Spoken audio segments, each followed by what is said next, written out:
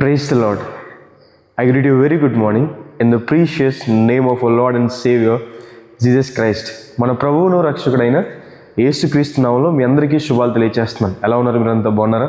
మీరు ఆత్మీయంగా ఎదగాలని, అన్ని విషయాలు వద్దులని మీకోసం నేను ఎల్లప్పుడూ పట్టుదలగా ప్రార్థన చేస్తున్నాను.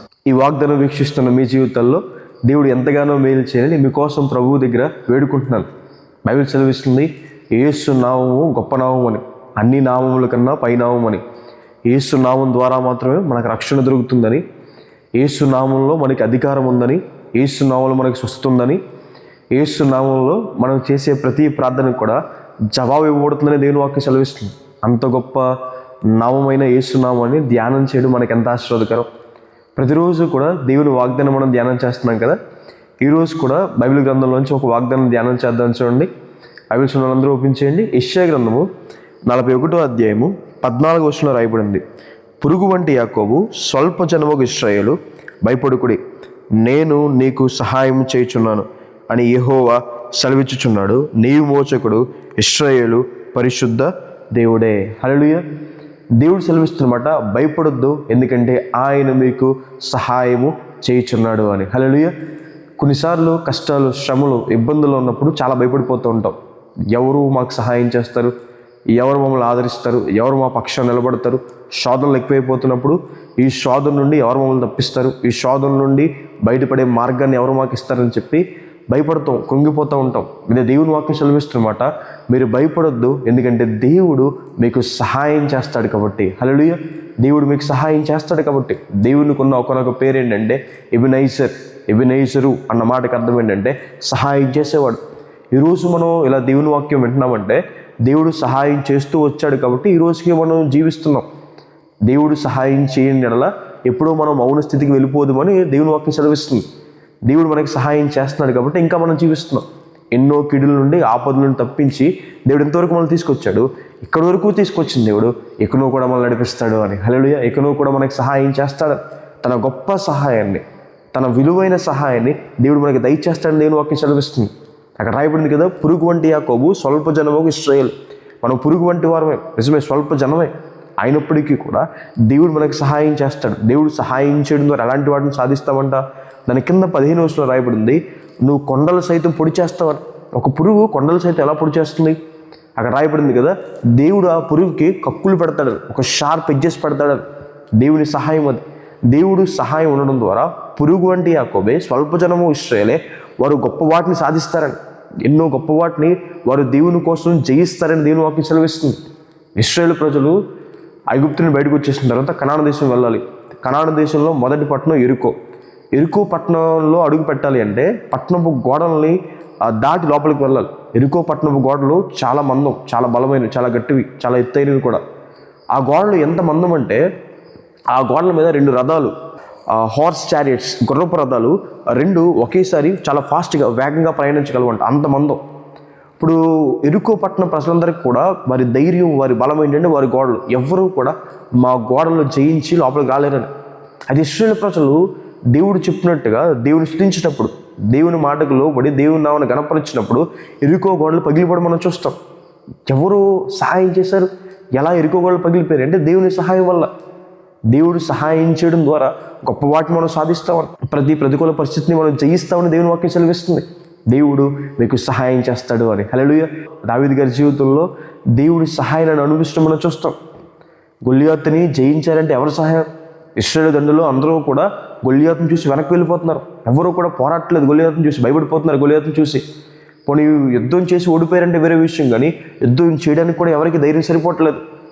But when David stood for the God, దావీదు గారు ఎప్పుడైతే దేవుని కోసం నిలబడ్డాడో దేవుడు దావీదు గారి పక్షాన నిలబడ్డాడని. హల్లెలూయా. దేవుడు దావీదు గారికి సహాయం చేశాడు కాబట్టే గొల్లియాతుని దావీదు గారు జయించాడని. దావీదు గారి జీవితంలో దాని తర్వాత సౌలు దావీదు మీద విషపు చూపు నిలబడి దావీదుని పాడు చేయాలని, పడేయాలని, నాశనం చేయాలని, చంపాలని. అయితే దేవుడే దావీదు గారికి తోడండి, సహాయం చేసి ప్రతి కీడుని తప్పించాడని. అందుకే దావీదు గారు అంటారు కదా, ప్రభువా నీ సహాయం వల్ల నేను ప్రాకారాలు దాడతానని. హల్లెలూయా. ఈరోజు ఎవరైతే ఎదగాలనుకుంటున్నారో, అభివృద్ధిలోకి రావాలనుకుంటున్నారు, ఉన్నతమైన స్థానాలకు వెళ్ళాలనుకుంటున్నారు, శోధన జయించాలనుకుంటున్నారు, ప్రతి విషయంలో కూడా దేవుడు మీకు సహాయం చేస్తాడు అని. హల్లెలూయా.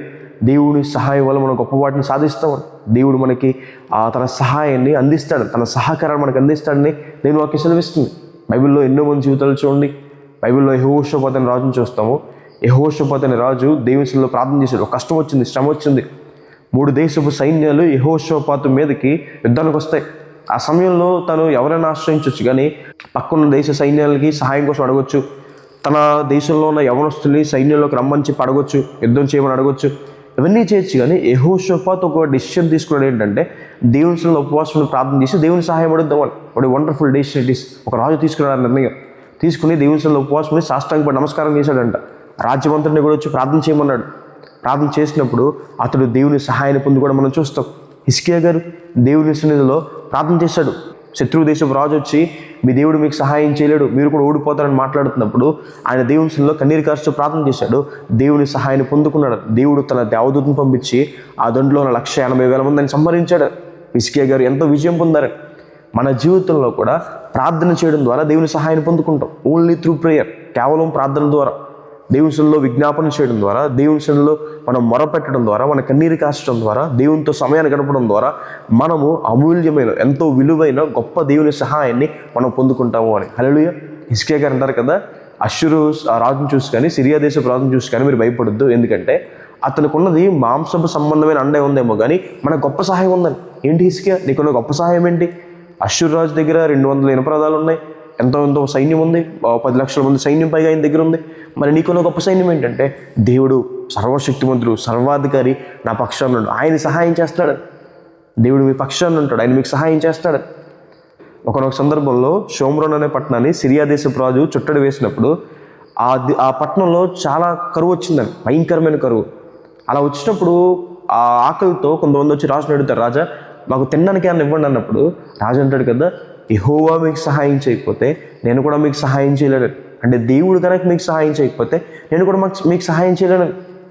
మన జీవితంలో కూడా దేవుడు సహాయం చేయకపోతే రాజులు కానీ, అధిపతులు కానీ, అధికారులు కానీ, బంధువులు కానీ, స్నేహితులు కానీ ఎవరు మనకు సహాయం చేయలేరని. అంటే దేవుడు మనకి సహాయం చేయాలనుకుంటే ఎక్కడి నుంచి అయినా మనకు సహాయం వస్తుందని. హల్లెలూయా. ఏలీ గారు ఆకలి తీర్చడానికి దేవుడు కాకుల ద్వారా సహాయం పంపించాడు. యోనా గారిని నినివే పట్టణాన్ని చేర్చడానికి దేవుడు చేపను పంపించాడు ఆయన. అందుకే సృష్టి దేవుని మహాసైన్యం అని రాయబడింది.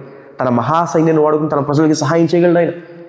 ఎవరైతే సహాయం చేయము అనుకున్న వారి చేత కూడా దేవుడు మనకి సహాయం పంపించగలడు.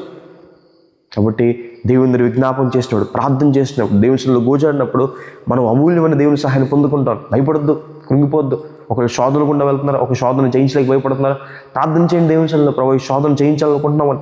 దేవుడు మీకు సహాయం చేస్తాడు. అప్పుల బాధలో ప్రేమించడంలో ప్రార్థన చేయండి, దేవుడు మార్గం తెరుస్తాడు. మీరు చేసే పనులు దేవుడు ఆశీర్వదిస్తాడు, దీవిస్తాడు. ఒకవేళ సరిగ్గా చదువుకోలేకపోతున్నారు, జ్ఞానం కొదువైందని అనిపిస్తుందా, ప్రార్థన చేయండి. దేవుడు ధారాళంగా జ్ఞానం దయచేసుకోవడం దేవుని వాక్యం సెలవిస్తుంది. దేవుడు అన్ని విషయాల్లో మీకు సహాయం చేస్తాడు వారి. హల్లెలూయా. ప్రార్థన చేసుకుందాం. చూడండి, సర్వశక్తిమంతుడా, జీవం గల దేవేశ్వర, మీకు వేలాతి వందనాలు యేసయ్యా. ఈరోజు మీ వాగ్దానం ద్వారా మాతో మాట్లాడినందుకు దేవా మీకు వేలాతి వందనాలు యేసయ్యా.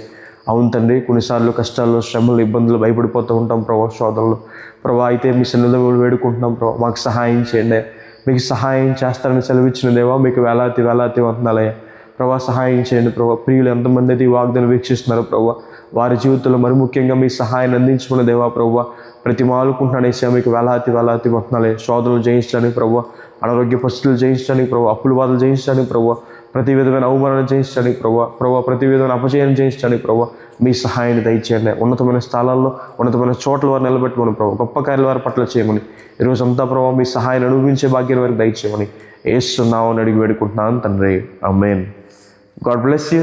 God bless India.